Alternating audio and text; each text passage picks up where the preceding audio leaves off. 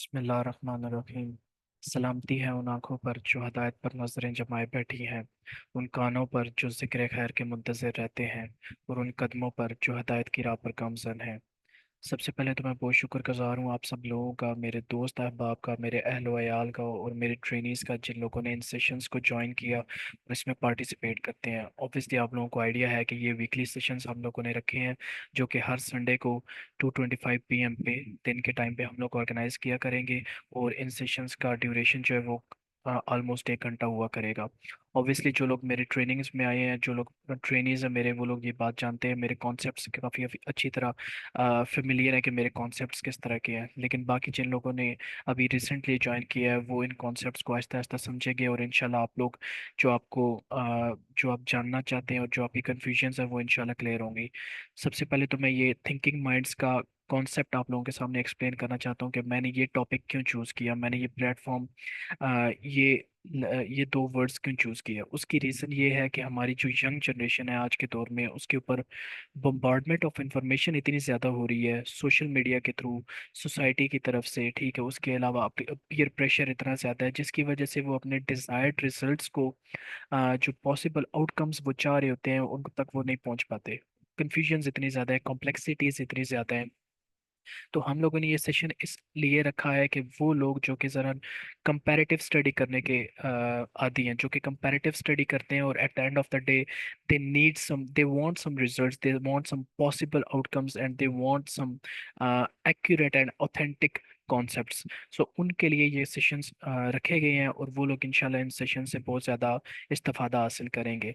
दूसरी चीज़ ये है कि ये जो थिंकिंग माइंड्स का कॉन्सेप्ट है, that will be followed up by the verses of Holy Quran, that will be followed up by the hadith of Prophet Muhammad sallallahu alaihi wasallam, and definitely we will discuss some of the generic concepts that are prevailing in the society day in and day out. So concepts आपको अभी ज़रा clear हो गया होगा thinking minds का। अब ज़रा आगे चलते हैं और कुछ गाइडलाइंस मैं आपको बताना चाहता हूँ जो कि मोस्ट इफेक्टिव और मोस्ट इंपॉर्टेंट होंगी सब लोगों के लिए जो कि इन सेशंस को वीकली बेसिस पे ज्वाइन करेंगे। तो सबसे पहले तो इफेक्टिव कम्युनिकेशन के लिए कुछ ऐसी चीज़ें हैं जो मैं आप लोगों के सामने रखना चाहता हूँ, और मैं मेक श्योर करना चाहता हूँ, आप लोगों को भी रिक्वेस्ट करना चाहता हूँ कि आप इन कॉन्सेप्ट्स को, इन पॉइंट्स को ज़रा माइंड में रखिएगा, ताकि फ्यूचर में हम अपनी जो कम्युनिकेशन है उसको बहुत ज़्यादा स्मूथ और इफेक्टिव बना सकें। सो पहली पहली मेरी एडवाइस ये होगी आप सब लोगों को कि वो लोग जो कि सेक्टेरियन सेंटर्ड है, यानी कि वो लोग जो फिरका परस्त हैं, जो अपने फिरके को लेकर चलते हैं, जो कहते हैं कि बस हम ठीक हैं और दूसरे गलत हैं, तो काइंडली मैं उन लोगों को रिक्वेस्ट करूंगा कि वो इन सेशंस से इज्तनाब करें। क्योंकि यहाँ पे जो लोग इन सेशंस को ज्वाइन करेंगे वो बेसिकली एक न्यूट्रल सोच रखने वाले लोग होंगे, क्योंकि फिरका परस्त जो है वो कभी भी हक परस्त नहीं हो सकता। उसकी रीज़न ये है कि जब आप किसी ग्रुप के साथ खुद को एसोसिएट करते हो, किसी ग्रुप के साथ आप खुद को एफिलिएट करते हो, तो उनकी गलत चीज़ें भी आपको डिफेंड करनी पड़ती हैं, जो कि बहुत गलत बात है। सो हक परस्त लोग हमें चाहिए जो कि जब उनके सामने कोई बात रखी जाए और वो बात लॉजिकल हो, रेफरेंस के साथ हो, एविडेंट हो, वो उस चीज़ को माने, ना कि उधर अड़ जाए कि हम ही ठीक है। दूसरा पॉइंट भी इसी के साथ फॉलोड अप है कि सेल्फ सेंटर्ड वही लोग होते हैं जो ये कहते हैं कि यार मैं ठीक हूँ, अगला बंदा गलत है। ठीक है, बेशक उसके सामने आप जितने रेफरेंसेस रखते हैं, लॉजिक्स रखते हैं, रीजंस रखते हैं, जितने एविडेंस रखते हैं, वो अपनी बात पे ही अड़ा रहता है। तो ऐसे लोगों से भी हमारा ये होगा, एक तरह का क्या नाम है, रिक्वेस्ट होगी कि वो भी इन सेशन से इज्तनाब करें। एक्सट्रीमिस्ट भी इसी के अम्ब्रेला के अंडर आते हैं, इसी बैनर के अंडर आते हैं, यानी कि सेल्फ सेंटर्ड और सेक्टेरियन सेंटर्ड की ही एक कैटेगरी है। तो उन लोगों से भी ज़रा होगा कि जो शिद्दत पसंद लोग हैं, जो ज़रा ज़रा सी बात पे बौखला जाते हैं, सेंटिमेंटल हो जाते हैं, इमोशनल हो जाते हैं, काइंडली वो इन सेशन से थोड़ा सा दूर रहें। क्यों? क्योंकि हम लोगों ने यहाँ पे वो बातें करनी है जो कि रैशनल बातें हैं, जो कि लॉजिकल बातें हैं। ठीक है, हम लोगों ने वो तीर तुक्के वाली बातें यहाँ पे इन सेशंस में नहीं करनी। अच्छा, दूसरी चीज़ ये काइंडली मेरी रिक्वेस्ट होगी सब ट्रेनीज को भी, मेरे जो दोस्त अहबाब है, मेरी जो गैदरिंग्स है, उनसे मेरी ये काइंडली रिक्वेस्ट होगी कि इन सेशंस के दरमियान में इंटरप्ट करने की काइंडली कोशिश ना कीजिएगा। ठीक है, आपका कोई व्यू पॉइंट है, आपको कोई ओपिनियन है, आपकी कोई सजेशन है, कोई एडवाइस है, कोई डिस्कशन करना चाहते हैं, कोई आपका क्वेश्चन है, तो वो सेशन के एंड पे हम लोग इंशाल्लाह 15-20 मिनट का एक छोटा सा सेशन रखेंगे, उस पे आप लोग कर लीजिएगा। ठीक है, इससे ये होगा कि हमारा जो फ्लो और एक जो मोमेंटम बना होता है, वो मोमेंटम टूटेगा नहीं। लेकिन अगर आप बीच में इंटरप्ट करेंगे तो ऑब्वियसली वो जो बात हो रही होती है, इंसानी दिमाग है, इंसानी दिमाग भूल जाता है एकदम से बीच में अगर उसको टोक दिया जाए तो। लास्ट पॉइंट मैं आपसे डिस्कस करना चाहता हूँ कि I am not a jurist, religious scholar और क्लैरिक, I am a theologian. Theologian basically वो बंदा होता है जो डिफरेंट मज़ाहिब को पढ़ता है, इंटरफेथ हार्मनी में जो बंदा यकीन रखता है, डिफरेंट सेक्ट्स को पढ़ता है।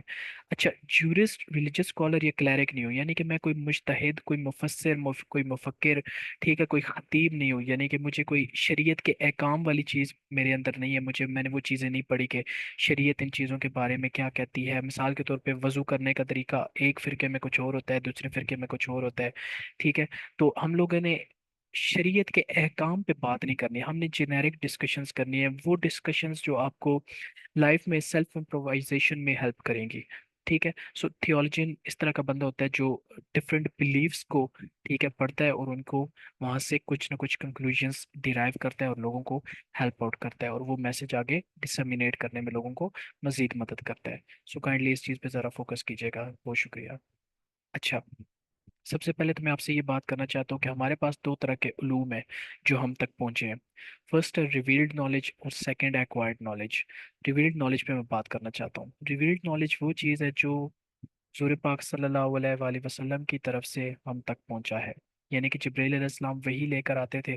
कुरान पाक की आयत जो है उसको हम रिवील्ड नॉलेज करेंगे, यानी कि वो नॉलेज जिसका नज़ूल हुआ है हुज़ूर पाक सल्लल्लाहु अलैहि वसल्लम के ऊपर, तो उसको रिवील्ड नॉलेज कहा जाता है। रिवील्ड नॉलेज बेशक हासिल करें, बहुत ज़रूरी है, इंशाल्लाह हम आगे भी इसी आगे ही कुछ आने वाली स्लाइड्स में डिस्कस करेंगे, लेकिन उसके बाद मैं एक्वायर्ड नॉलेज पे बात करना चाहता हूँ। एक्वायर्ड नॉलेज वो है जो साइंटिफिक नॉलेज है, जो सोसाइटल नॉलेज है, जो आप डिफरेंट कह लें कि स्कूल ऑफ थॉट से सीखते हैं। School of thought in a sense में ये नहीं कह रहा कि मजहबी school of thought, school of thought से मुराद डिफरेंट स्कूल्स, कॉलेजेस, यूनिवर्सिटीज से आप सीखते हैं, डिफरेंट लेबोरेटरीज से आप सीखते हैं, डिफरेंट लैब्स वगैरह से आप सीखते हैं। वो साइंटिफिक नॉलेज भी हो सकता है, वो सोसाइटल नॉलेज भी हो सकता है, वो आप कह लें कि कोई बुकिश नॉलेज भी हो सकता है, दैट इज एक्वायर्ड नॉलेज।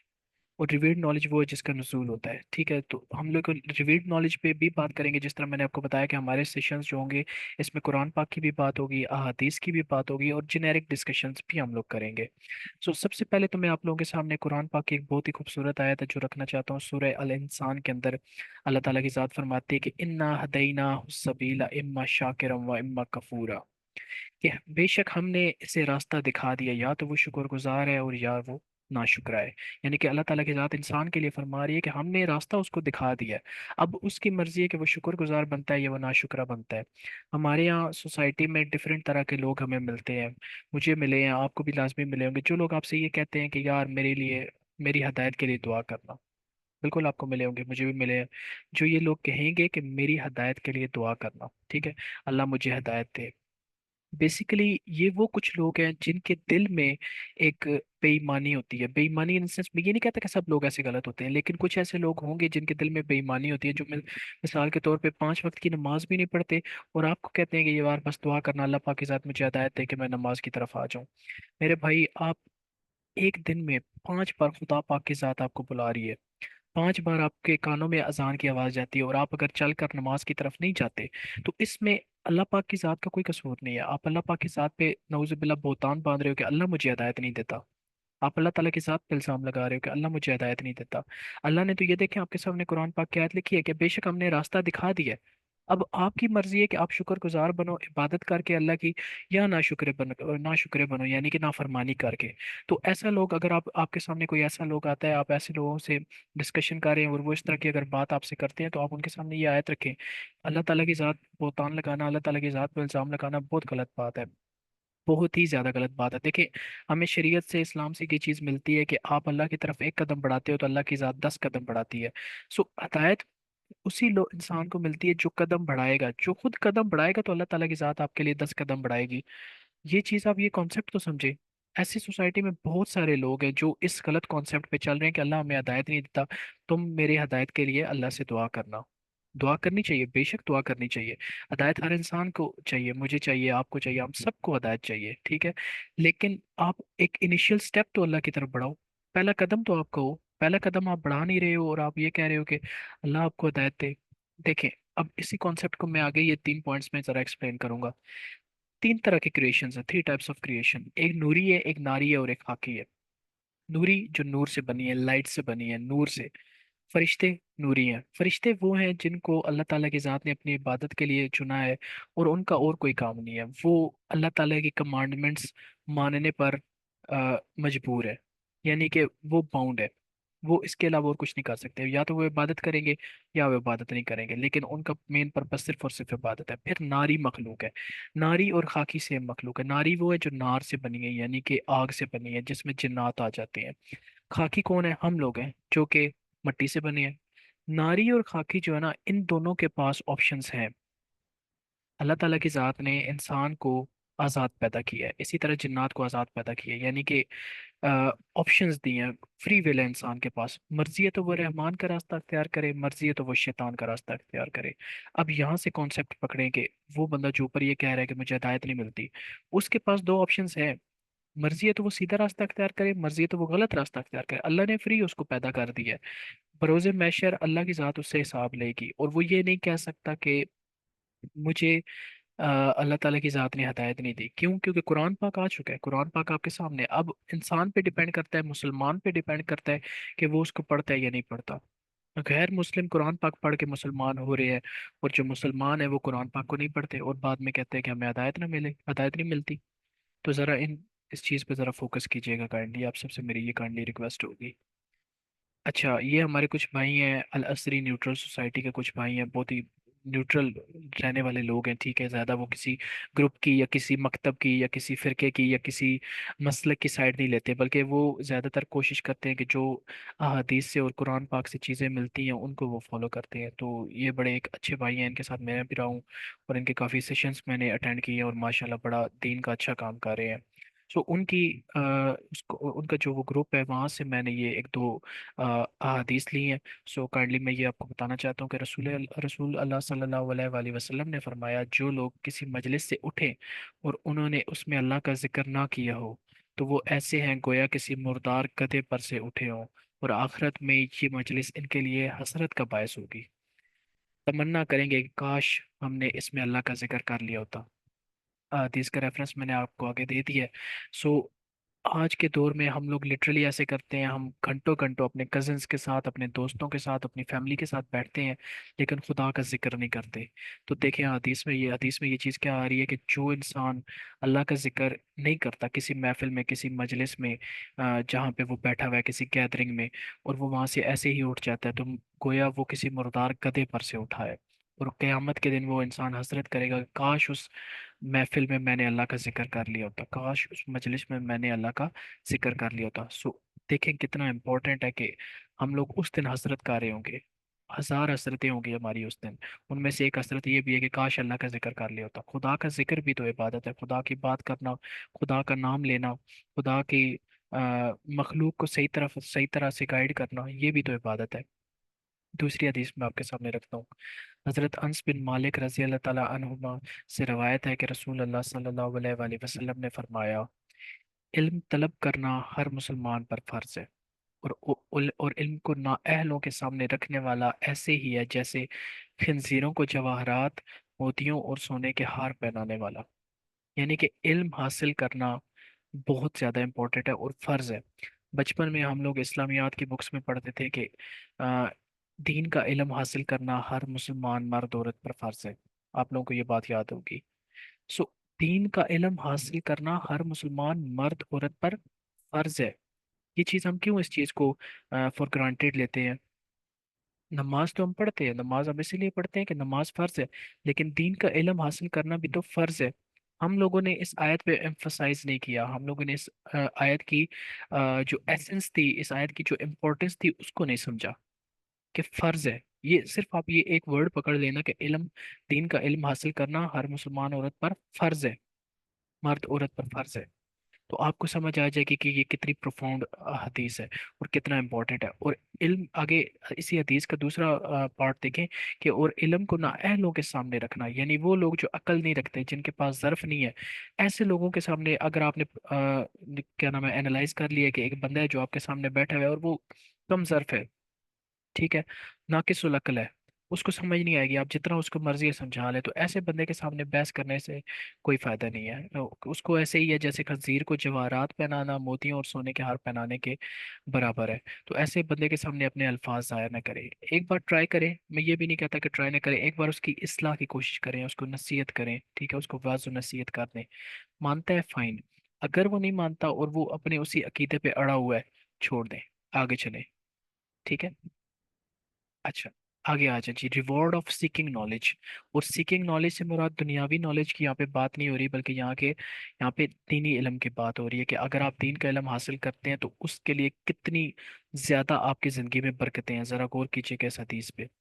जो शख्स तलबे इल्म के लिए सफर करता है तो अल्लाह इसे जन्नत की राह पर गामज़न कर देता है। फरिश्ते तालिब इल्म की रजामंदी के लिए अपने पर बिछाते हैं। ज़मीन व आसमान की हर चीज़ और पानी की गहराई में मछलियाँ तालिब इल्म के लिए मगफिरत तलब करती हैं। गौर करें ज़रा, कितनी ज़्यादा प्रोफाउंड और काबिल गौर, काबिल फिक्र आयत है ये वाली, सॉरी हदीस है ये वाली, कि जो बंदा इल्म की तलब के लिए किसी सफ़र पर निकल पड़ता है तो अल्लाह ताला की ज़ात उसे जन्नत के रास्ते पर गामज़न कर देती है। अल्लाह की ज़ात उसे जन्नत के रास्ते पर ले जाती है। फरिश्ते उस इंसान के लिए पर बिछाते हैं और ज़मीन और आसमान की हर चीज़, हत्ता के पानी के अंदर जो पानी की गहराई में मछलियां हैं, वो आपके लिए मगफिरत तलब कर रही हैं। वो अल्लाह ताला की ज़ात से आपके लिए माफ़ी मांग रही है आपके गुनाहों के लिए।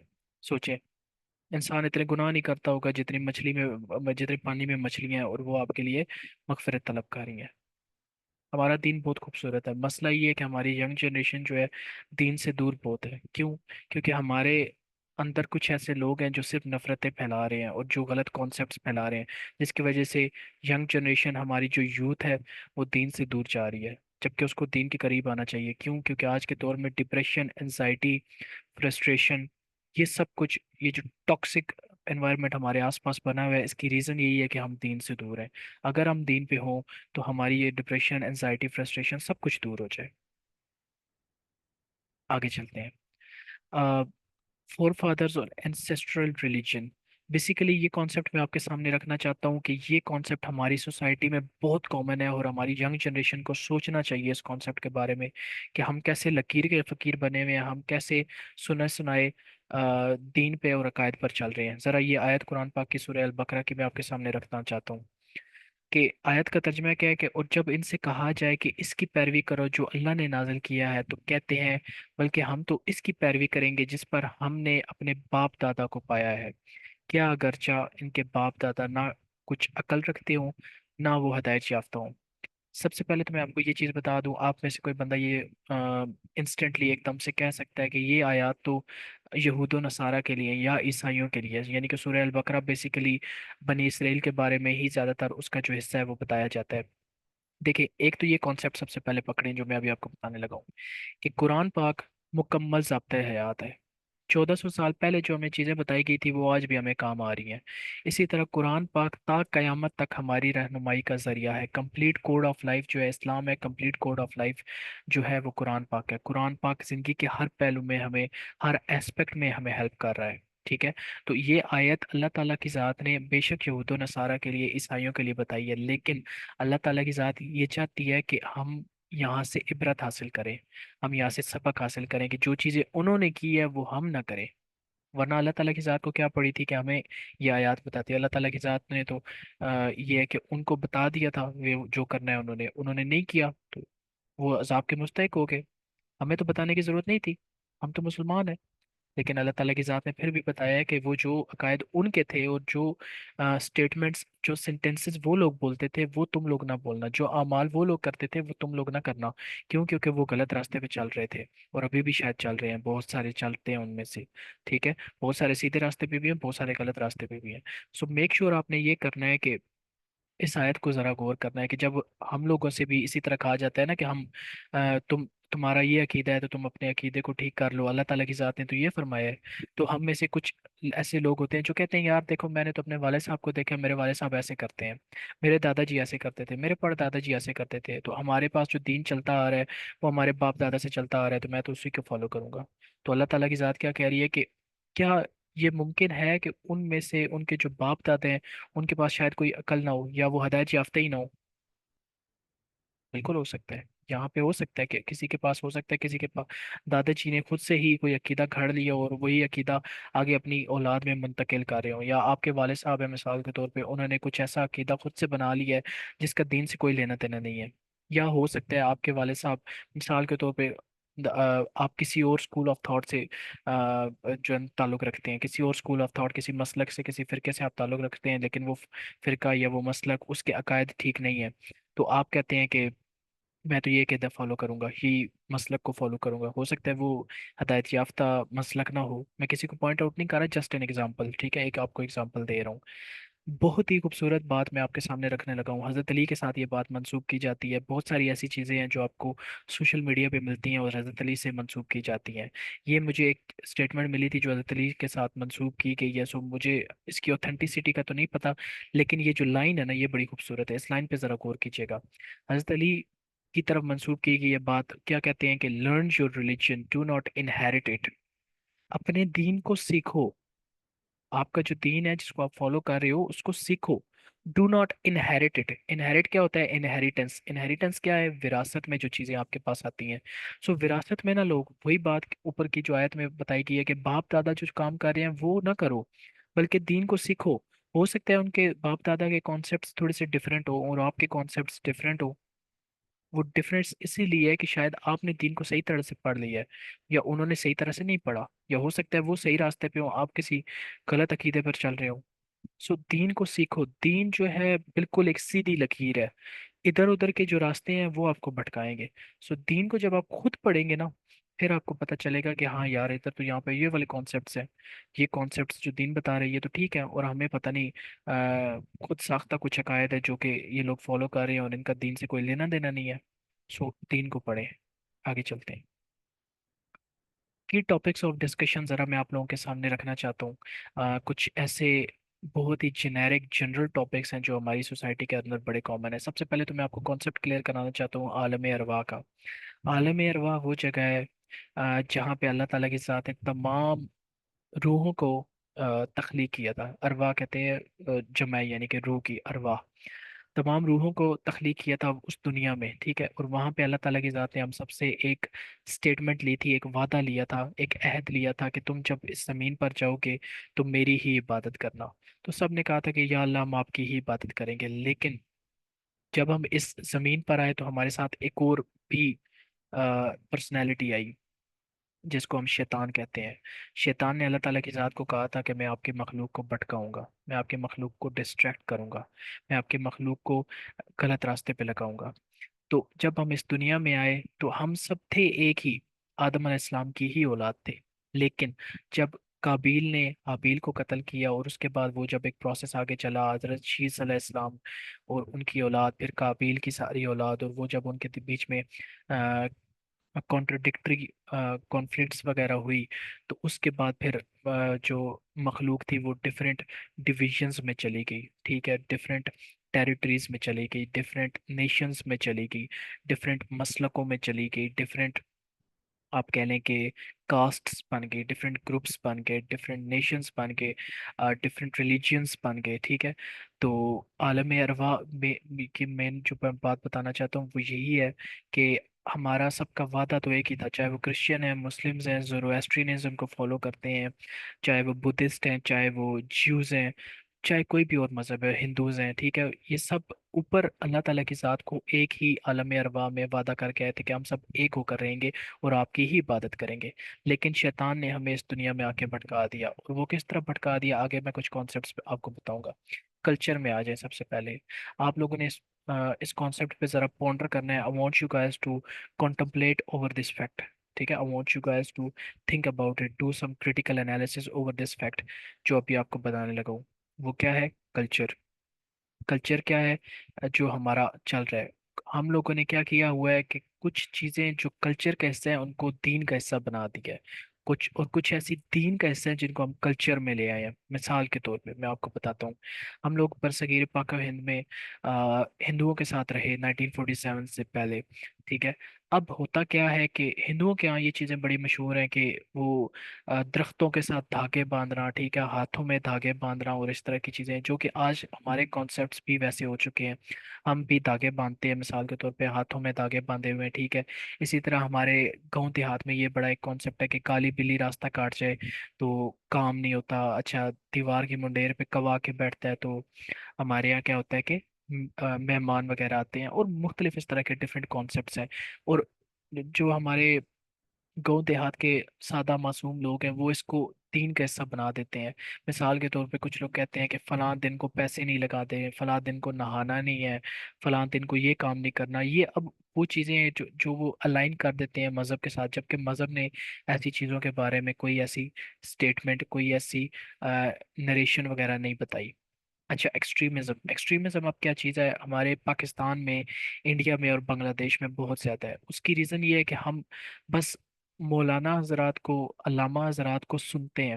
جب وہ ہمیں کوئی بات بتاتے ہیں تو ہم آ کر اس کی کراس چیکنگ نہیں کرتے، یعنی کہ چیک نہیں کرتے کہ کیا یہ بات جو انہوں نے بتائی ہے ویسی ہے بھی یا نہیں ہے. یہ سب سے بڑا مسئلہ ہے جس کی وجہ سے ہمارے یہاں ایکسٹریمزم زیادہ ہے، یعنی کہ شدت پسندی زیادہ ہے. یعنی کہ کچھ کچھ مولانا، ڈونٹ ٹیک می رانگ، کچھ مولانا ایسے ہیں جو صرف اور صرف نفرت پھیلا رہے ہیں، جو صرف ممبر پہ بیٹھ کے ہمیں غلط باتیں بتاتے ہیں، ٹھیک ہے، اور لڑائی جھگڑے کی باتیں بتاتے ہیں. ایسے لوگوں کے لیے تو بہت مسئلہ ہے آگے جا کے. یہ تو انشاءاللہ نیکسٹ سیشن میں بات کریں گے اس پہ. لیکن ابھی میں آپ کو یہ بتانا چاہتا ہوں کہ ہمارے یہاں ایسے کچھ گروپس ہیں جو، نعوذ باللہ معاذ اللہ، اللہ معاف کرے، کہ مسجد میں جا کے بم بلاسٹ کرتے ہیں. اور ان کا کانسیپٹ یہ ہوتا ہے کہ یار یہ جو مسجد میں آیا ہے یہ تو کافر ہے، نعوذ باللہ معاذ اللہ، ٹھیک ہے، یہ کافر ہے. اور وہ بم بلاسٹ کرتے ہیں. کیا اس بندے کو یہ سوچنا نہیں چاہیے جو بم بلاسٹ کر رہا ہے کہ یہ بندہ جو مسجد میں آیا ہے اور اللہ کے آگے سجدہ ریز ہو رہا ہے، اللہ کے آگے سر جھکا رہا ہے، ہو سکتا ہے اس کے دل میں اس بم بلاسٹ والے سے تو زیادہ ہی ایمان ہوگا. اس کا فیتھ، اس کا ایمان، اس کا عقیدہ اس بم بلاسٹ والے سے تو زیادہ ہی ہے. کیوں؟ کیونکہ وہ سجدہ کر رہا ہے اللہ کے آگے اور مسجد میں، بجائے ایسے، نعوذ باللہ اللہ معاف کرے، ایسے جاہل اور کم عقل انسان سے جو مسجد میں آ کے بلاسٹ کر رہا ہے اور نمازیوں کو مار رہا ہے. ایکسٹریمزم یہ چیز ہے ہمارے یہاں. ایکسٹریمزم ایک میں ایک اور کانسیپٹ بھی ہے برصغیر پاکوین میں سب سے زیادہ ہے، پاکستان، انڈیا، بنگلہ دیش میں. وہ یہ ہے کہ میں نے اگر کسی کو نصیحت کی ہے نا تو وہ بندہ میری بات مانے ہی مانے، وہ لازمی اپنی لائف میں اس کو امپلیمنٹ کرے ہی کرے. جبکہ ہمارا دین کیا کہتا ہے؟ ہمارا دین یہ کہتا ہے کہ آپ اگلے بندے کو واعظ و نصیحت کر دو، اس کی اصلاح کر دو، اس کو بس بتا دو، آگے وہ فالو کرے اس کی مرضی، وہ نہ فالو کرے وہ بھی اس کی مرضی. سورہ یاسین اگر آپ میں سے کسی نے پڑھی ہو اور ترجمہ پڑھا ہو، سورہ یاسین میں ہے وما علینا الا البلاغ المبین. رسول پاک صلی اللہ علیہ وآلہ وسلم کو کہا جا رہا ہے کہ اے نبی، تمہارے ذمہ تو صرف اور صرف پہنچا دینا ہے، ٹھیک ہے. تو ہم جو ان کی امت ہے رسول پاک صلی اللہ علیہ وآلہ وسلم کی، ہمارے ذمہ بھی صرف اور صرف اس بندے تک پہنچا دینا ہے. وہ فالو کرے گا آپ کو اس کا اجر ملے گا، لیکن اگر وہ فالو نہیں کرتا آپ کو اجر تب بھی ملے گا، ٹھیک ہے.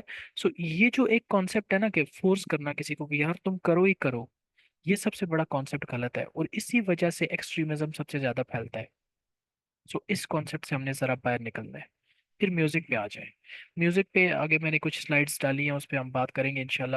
بہت ساری چیزیں ایسی ہیں جو کہ ہمارے یہاں بہت زیادہ ہیں تو حرام، لیکن ان کو حلال بنایا جا رہا ہے. مثال کے طور پہ میں آپ کو چھوٹا سا کانسیپٹ بتاتا ہوں. آ، آج کے دور میں، سوشل میڈیا کے دور میں، آپ دیکھتے ہیں کہ آپ اگر حمد بھی سن رہے ہیں نا سوشل میڈیا پہ، تو حمد کے پیچھے میوزک لگا ہوا ہوتا ہے. آپ اگر کوئی نعت سن رہے ہیں اس نعت کے پیچھے بھی میوزک لگا ہوا ہوتا ہے. اگر آپ کوئی قصیدہ سن رہے ہیں اس کے پیچھے بھی میوزک لگا ہوا ہوتا ہے. آپ کوئی منقبت سن رہے ہیں تو اس کے پیچھے بھی میوزک لگا ہوا ہوتا ہے، ٹھیک ہے. اب مثال کے طور پہ میں آپ کو یہ چیز بتانا چاہتا ہوں کہ اللہ تعالیٰ کی ذات نے اور اسلام نے، شریعت نے دف کے علاوہ باقی جتنے بھی میوزیکل انسٹرومنٹس ہیں نا ان کو حرام کرا دیا ہے. گانا آپ سن سکتے ہیں، گانے کا مسئلہ نہیں ہے، لیکن گانے کے لیے شرائط ہیں. گانے کے لیے شرائط یہ ہے، سب سے پہلی جو شرط ہے وہ یہ ہے کہ گانے کے اندر شرکیہ الفاظ نہیں ہونے چاہیے، ٹھیک ہے، جس سے آپ شرک میں نہ مبتلا ہو جائیں، ٹھیک ہے. گانے کے اندر کوئی گستاخی نہیں ہونی چاہیے، کوئی نعوذ باللہ غلط بات نہیں ہونی چاہیے جو آپ کے مذہب کے خلاف آ رہی ہو، جو مذہب کو اپوز کر رہی ہو. اچھا، دف کے علاوہ باقی جو میوزیکل انسٹرومنٹس ہیں یہ مذہب نے حرام کرا دیے ہیں. لیکن کچھ ایسے ہمارے یہاں لوگ ہیں جو یہی میوزک، نعت، منقبت، قصیدہ، حمد، ان کے پیچھے لگاتے ہیں. آج کل آپ کو سوشل میڈیا پہ بہت زیادہ یہ ملتی ہوں گی. اب یار سوچنے والی بات ہے کہ وہی رسول خدا صلی اللہ علیہ وآلہ وسلم یا اہل بیت یا صحابہ کرام جنہوں نے ان چیزوں سے منع کیا ہے، آپ انہی کے ناموں کے پیچھے میوزک لگا رہے ہو، اور آپ بتانا کیا چاہ رہے ہو کہ یار دیکھیں ہم تو لوگوں کو اہل بیت کی طرف، صحابہ کی طرف، رسول پاک صلی اللہ علیہ وآلہ وسلم کے دین کی طرف لانے کی کوشش کر رہے ہیں. میں آپ کے سامنے ایک چھوٹا سا کانسیپٹ رکھتا ہوں جو میں نے سنا تھا اور میرا کانسیپٹ بڑا کلیئر ہو گیا تھا. وہ کانسیپٹ کیا ہے کہ ایک گلاس ہے پانی کا، آپ نے صاف شفاف پانی بھرا ہے، پانی پاک ہے.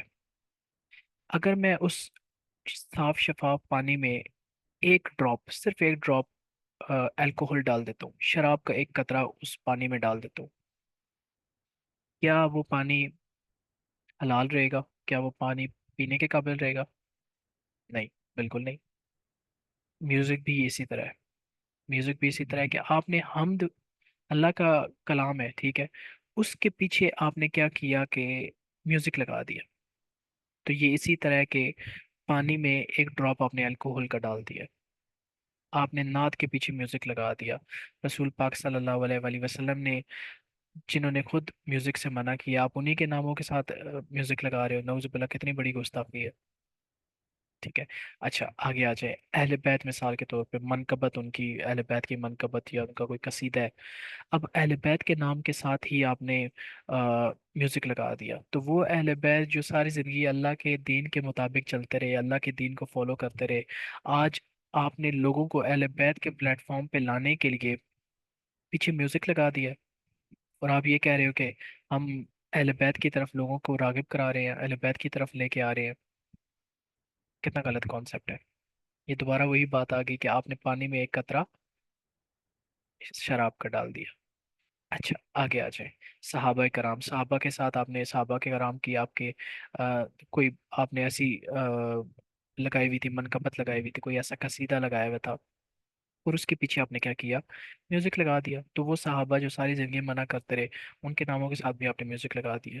تو یہ کانسیپٹ سمجھنے والا ہے. یہ ایک ایگزامپل جو ہے نا، پانی کا گلاس اور اس میں ایک قطرہ شراب کا، یہ سمجھیے گا ذرا. اگر آپ یہ سمجھ جائیں گے تو آپ کا میوزک کا کانسیپٹ بھی کلیئر ہو جائے گا. اچھا پھر آگے آ جائیں. Social media. سوشل میڈیا آج کے دور میں نے آپ کو بتایا سٹارٹنگ میں بھی کہ بمبارڈمنٹ آف انفارمیشن تو ہے ہی ہے، لیکن اس کے ساتھ ساتھ آپ کو بہت زیادہ ڈسٹریکٹ بھی کر رہا ہے. آپ لوگ میری بات سے ایگری کریں گے کہ جب آپ کے مائنڈ میں کوئی چیز آتی ہے کہ لیٹ سے میں نے انسٹاگرام پہ کوئی چیز جا کے دیکھنی ہے، فیس بک پہ کوئی چیز جا کے دیکھنی ہے، ٹویٹر پہ اور اسنیپ چیٹ پہ، واٹس ایپ پہ کچھ چیز دیکھنی ہے، جیسے ہی آپ اوپن کرتے ہو تو آپ کے سامنے کچھ اور اوپن ہو جاتا ہے. مثال کے طور پہ کوئی ریلز اوپن ہو جاتی ہیں، کوئی پوسٹس اوپن ہو جاتی ہیں، کوئی سٹوریز اوپن ہو جاتی ہیں. وہ بیسیکلی ڈسٹریکشنز ہمارے لیے ہی بنائی گئی ہیں، اور ہم ڈسٹریکٹ ہو جاتے ہیں. یہ بیسیکلی ہماری ینگ جنریشن کے اندر میں بہت زیادہ نوٹ کرتا ہوں کہ کنسسٹنسی نہیں ہے، کنسسٹنٹ نہیں ہے. وہ کنسسٹنسی اسی وجہ سے نہیں ہے کہ ہمارا جو ہدف ہے نا، ہمارا جو ایک آبجیکٹیو، جو گول، جو ایم ہوتا ہے، یا جو مائل سٹون ہم نے ہٹ کرنا ہوتا ہے، اس سے ہم ہٹتے ہیں. کیوں؟ سوشل میڈیا کی وجہ سے. میں یہ نہیں کہتا کہ سوشل میڈیا یوز نہ کریں، سوشل میڈیا بے شک یوز کریں، لیکن اس کو اس کے ساتھ ایک لمیٹڈ ایکسیس رکھیں سوشل میڈیا کے ساتھ. اور جب آپ نے کوئی سوشل میڈیا کی ایپ اوپن کی ہے تو میک شور کریں کہ آپ اپنے مائنڈ کو ایکٹیو رکھیں، کہ آپ نے جس کام کے لیے اوپن کیا ہے اسی کام کو آپ سر انجام دیں، اور اس کے بعد جو مرضی کریں. ادروائز آپ کو سوشل میڈیا بہت زیادہ ڈسٹریکشنز کی طرف ہی لے کے جاتا ہے. ٹھیک ہے. تو یہ ذرا کانسیپٹ میں کلیئر کرنا چاہ رہا تھا. اچھا آگے چلتے ہیں. میوزک پہ ذرا اب ہم بات کر لیتے ہیں، کیونکہ آپ لوگوں کو اوبیسلی کچھ ریفرنسز، کچھ حدیث کی کتابوں سے آپ کو ریفرنسز چاہیے ہوں گے. اگر آپ کسی کے ساتھ ڈسکشن کرتے ہیں تو آپ کو ہیلپ آؤٹ کریں گے. سب سے پہلے تو میوزک پہ میں بخاری کی ایک حدیث رکھنا چاہتا ہوں، جو کہ ہے کہ جو آپ کے سامنے پڑھتا ہوں میں. مجھ سے ابو عامر رضی اللہ تعالیٰ عنہ سے، یا ابو مالک اشری رضی اللہ تعالیٰ عنہ نے بیان کیا، اللہ کی قسم انہوں نے جھوٹ نہیں بیان کیا، کہ انہوں نے نبی کریم صلی اللہ علیہ وآلہ وسلم سے سنا. حضرت صلی اللہ علیہ وآلہ وسلم نے فرمایا کہ میری امت میں ایسے برے لوگ پیدا ہو جائیں گے جو کہ ایڈلٹری، ریشم کا پہننا یعنی کہ ریشم کا لباس پہننا، شراب پینا اور گانے بجانے کو حلال بنا لیں گے. آج آپ لٹرلی دیکھ لیں کہ ہمارے یہاں ایسے لوگ ہیں جو کہ ایڈلٹری میں بہت زیادہ ملوث ہیں، ٹھیک ہے، اور بہت زیادہ کامن ہو گئی ہے۔ آپ شہروں میں چلے جائیں تو بہت زیادہ یہ چیزیں کامن ہیں، اور بہت خوش قسمت ہے وہ انسان جس کو اللہ نے ان چیزوں سے بچایا ہوا ہے۔ ریشم کا پہننا، ریشم کا لباس جو ہے، آج دیکھیں کتنا فیشن کے اندر یہ ان ہو گئی ہیں چیزیں۔ شراب پینا کتنا کامن ہے، آپ کو بڑے بڑے شہروں میں بہت ہی عام جو ہے نا، آپ کو بارس میں یہ چیزیں آپ کو مل جاتی ہیں۔ گانے بجانے کو حلال بنا لیں گے، دیکھیں گانا اس دور میں حرام تھا، میں نے آپ کو پیچھے بھی ایگزامپل دی ہے کہ کیسے ان ہستیوں نے جو گانے بجانے سے یعنی کہ میوزیکل انسٹرومنٹ سے منع کیا تھا، لیکن آج کے دور میں دیکھیں کیسے حلال بنایا جا رہا ہے کہ حمد نعت منقبت قصیدے کے پیچھے ہی میوزک لگایا جا رہا ہے، اور لوگ یہ سمجھ رہے ہیں کہ ہم دین کی خدمت کر رہے ہیں۔ ایک اور گانے پہ میں آپ کے سامنے ایک حدیث رکھنا چاہتا ہوں، نیچے آئیے گا ذرا۔ یہ ذرا میں پڑھتا ہوں۔ اللہ تعالیٰ نے مجھ پر حرام فرمایا ہے یا کہا حرام کی گئی ہے شراب، جوا اور کوبا، اور فرمایا ہر نشہ دینے والی چیز حرام ہے۔ سفیان ثوری کہتے ہیں کہ میں نے علی بن حذیمہ سے کوبا کے وضاحت پوچھی تو انہوں نے کہا اس سے مراد ڈھول ہے۔ آئے دیکھ لیں آپ، ڈھول کتنا کامن ہے، کتنا کامن ہے، ہماری شادیوں میں ڈھول بجتا ہے۔ اللہ معاف کرے، میں یقین مانے ایسی ایسی جانتا ہوں، مطلب باتیں جانتا ہوں کہ ڈول سے منسلک، مثال کے طور پہ کسی عظیم ہستی کی ولادت ہوتی ہے، ان کی برت ہوتی ہے، ٹھیک ہے، تو اس عظیم ہستی کی ولادت کے لیے لوگ کیا کرتے ہیں، ڈھول لے کر پہنچ جاتے ہیں اور ناچ گانا شروع کر دیتے ہیں۔ مطلب وہ ہستی، وہ جس ہستی نے ساری زندگی اسلام کے لیے سب کچھ قربان کر دیا، اس ہستی کے لیے ہم کیا کرتے ہیں کہ ڈھول کی تھاپ ہو، ٹھیک ہے، اور لوگوں کا ناچنا ہو، یہ ہو، نعوذ باللہ۔ آپ دیکھ لیں یار، عید میلاد النبی صلی اللہ علیہ وآلہ وسلم پہ کیا ہوتا ہے، آپ کو کتنی ویڈیوز ملتی ہیں سوشل میڈیا پہ 12 ربیع الاول کے لحاظ سے۔ آپ حضرت علی کی ولادت پہ دیکھ لیں، آپ صحابہ کی ولادت پہ دیکھ لیں، آپ کو کیسے کیسے عجیب عجیب عقائد ملتے ہیں۔ سو اتنا کامن کر لیے گئے ان چیزوں کو، اتنا جنرلائز کر لیے گئے، اتنا نارملائز کر دیے گئے ان چیزوں کو کہ ہمیں حرام اور حلال کی سمجھ ہی نہیں آتی، کنفیوژن کا شکار ہے، ہمیں صحیح اور غلط کا پتہ ہی نہیں چلتا۔ سو یہ کانسیپٹ ذرا میں آپ لوگوں کے سامنے کلیئر کرنا چاہ رہا تھا۔ انشاءاللہ ہم اگلے سیشنز میں بھی ڈفرینٹ ٹاپکس پہ آئیں گے۔ ابھی یہ کیونکہ ایک کک آف سیشن تھا، کک سٹارٹ سیشن تھا، یعنی کہ بالکل سٹارٹنگ کا سیشن تھا، تو میں نے میک شور کیا کہ کچھ آپ کو تھیم بتا دوں کہ کس طرح کی باتیں ان سیشنز کے اندر ہوں گی، جنیرک باتیں بھی ہوں گی، قرآن و حدیث سے بھی باتیں ہوں گی۔ اچھا، رسول پاک صلی اللہ علیہ وسلم کی یہ بہت ہی خوبصورت دعا ہے جو وہ ہر فرض نماز کے بعد پڑھتے تھے۔ میک شور کریں کہ آپ بھی یہ دعا پڑھا کریں، کیوں؟ کیونکہ یہ دعا انشاءاللہ انشاءاللہ انشاءاللہ آپ کو دین سیکھنے میں بہت ہیلپ کرے گی، اور اوور آل تین چیزوں میں ہیلپ کرے گی، تین مین اسپیکٹس میں۔ وہ کون سے ہیں؟ میں دعا سے آپ کو بتاتا ہوں۔ اللہم انی اسألک علما نافعا ورزقا طیبا وعملا متقبلا، یعنی کہ اللہ پاک سے دعا کیا کریں کہ اے میرے مالک، اے میرے اللہ، مجھے وہ علم عطا فرما جو کہ نافع ہے، یعنی کہ نفع پہنچانے والا ہے، جو فائدہ پہنچانے والا ہے۔ دیکھیں علم تو شیطان کے پاس بھی تھا، لیکن وہ کہاں پہ، کس راستے پہ نکل گیا؟ اس کا علم صحیح تھا، لیکن اس نے اس علم کو پرسیو کیسے کیا؟ غلط راستے پہ لے کر چلا گیا۔ علم بہت سارے لوگوں کے پاس تھا، ٹھیک ہے، ابو جہل کے پاس بھی بڑا علم تھا، لیکن علم ہونا اور چیز ہے، اور نافع علم یعنی کہ صحیح علم ہونا اور چیز ہے۔ ابو جہل کے پاس بھی علم تھا، لیکن وہ رسول خدا صلی اللہ علیہ وآلہ وسلم کا سب سے بڑا دشمن تھا۔ کیوں؟ کیونکہ وہ علم اس کو نفع پہنچانے والا نہیں تھا، وہ غلط علم تھا۔ دوسرا، وہ رزق طیبہ، اللہ سے دعا کیا کریں کہ اگر آپ جاب کرتے ہیں یا آپ کے پاس کسی طرح کا بھی رزق ہے، مثال کے طور پہ کسی طرح کے بھی آپ کا سسٹیننس کہیں سے آ رہا ہے، تو اللہ سے دعا کیا کریں کہ طیب طیب رزق اللہ کی ذات آپ کو عطا فرمائے۔ طیب سے مراد پاک رزق، حلال رزق۔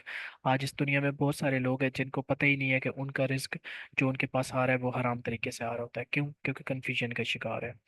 لاسٹ چیز، وہ عمل متقبلہ، وہ علم، وہ عمل جو متقبل ہو، وہ عمل جو آپ کو کنسسٹنٹ بنائے، وہ علم سوری وہ عمل جو آپ کو فرم بنائے، وہ عمل جو آپ کو آپ کے اندر سیلف ڈٹرمینیشن کریٹ کرے، وہ عمل جو آپ کو کنسسٹنٹ رکھے۔ سو یہ بہت ہی خوبصورت دعا ہے، یقین مانیں یہ بہت خوبصورت دعا ہے، اس دعا کو لازمی پڑھا کریں، اس دعا کو پڑھا کریں، یاد کریں، اور ہر فرض نماز کے بعد، فجر کی نماز کے بعد جو ہے نا ضرور مانگا کریں۔ باقی انشاءاللہ نیکسٹ سیشن کریں گے نیکسٹ سنڈے کو۔ تو آپ لوگوں کا میں بہت شکر گزار ہوں، لٹرلی دل سے شکر گزار ہوں کہ آپ لوگ ان سیشنز میں آتے ہیں، ان کو جوائن کرتے ہیں، ٹھیک ہے، اور دین کا علم سیکھتے ہیں، مجھے بہت خوشی ہوتی ہے، کیوں؟ کیونکہ سب دنیا سنڈے کو جدھر پارٹی کر رہی ہے، کوئی میوزک سن رہا ہوگا، کوئی سنیما گیا ہوا ہوگا، کوئی فیملی کے ساتھ آؤٹنگ کر رہا ہوگا، کوئی نامحرم تعلقات میں کہیں گھوم رہا ہوگا، کوئی کچھ کر رہا ہوگا، مطلب ہر دنیا کے ڈسٹریکشنز میں ملوث ہوگا۔ آپ کیا کرتے ہیں کہ آپ اپنا ایک قیمتی وقت 1 گھنٹہ نکالتے ہیں اور یہ علم سیکھنے آتے ہیں۔ مجھے بہت شکریہ، بہت شکریہ، میں بہت شکر گزار ہوں آپ لوگوں کا۔ انشاءاللہ اگلے سیشن میں ملیں گے، اور جزاک اللہ فار کمنگ، اور دعاؤں میں انشاءاللہ یاد رکھیے گا۔ شکریہ، تھینک یو۔